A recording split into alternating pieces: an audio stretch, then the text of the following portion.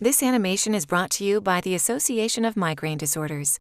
Migraine is not just a headache.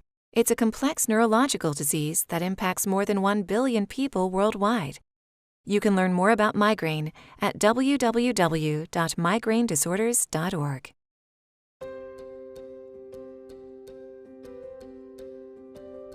To sense our world, your nerves send electrical signals to and from your spinal cord and brain. Sensors throughout our body collect information about our surroundings. This information is sent by signals to our brain through a series of nerve cells. Each electrical signal is carried from one end of a nerve cell to the other using passageways called ion channels. Charged particles, called ions, pass through the channels along the nerve, which helps generate the electrical current.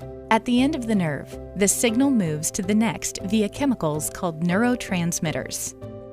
Communication with the brain occurs via pathways and nerve centers at the base of the brain, called the brainstem.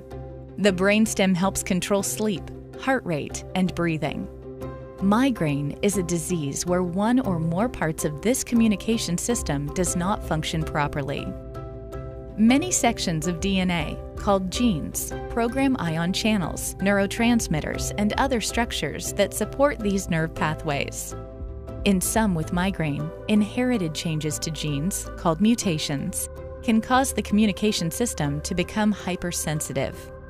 Most mutations do not directly cause migraine, but, in combination, may explain why there are so many forms and symptoms of migraine disease. These mutated genes affect the function of other parts of the body. As a result, people with migraines may also have anxiety, depression, epilepsy, hypothyroidism, irritable bowel syndrome, pelvic floor pain, fibromyalgia, Sjogren's disease, and others. Each attack typically has 3 or 4 phases. The typical phases of a migraine attack are prodrome, starting hours before a headache, aura, headache, and postdrome. Prodrome includes subtle symptoms such as yawning, fatigue, or moodiness.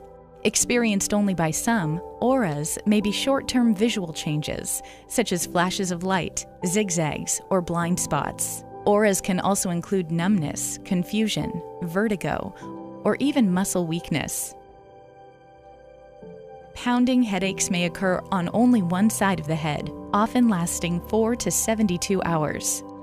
Other possible symptoms include light and noise sensitivity or nausea. Finally, during postdrome, a person feels like they have a hangover, which lasts another day or 2.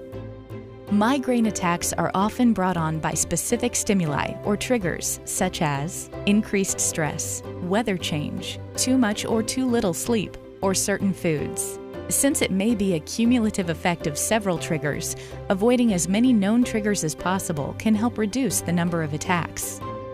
It is important for treatment planning to distinguish migraine on the basis of frequency and character of attacks. Less than 15 headache days per month is episodic migraine. 15 or more headaches per month is chronic migraine. Each year, about 3% of those with episodic migraine become chronic.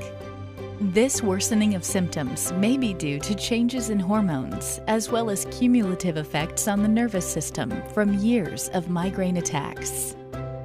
While migraine is rarely deadly, it is an invisible disease that can steal years of quality time.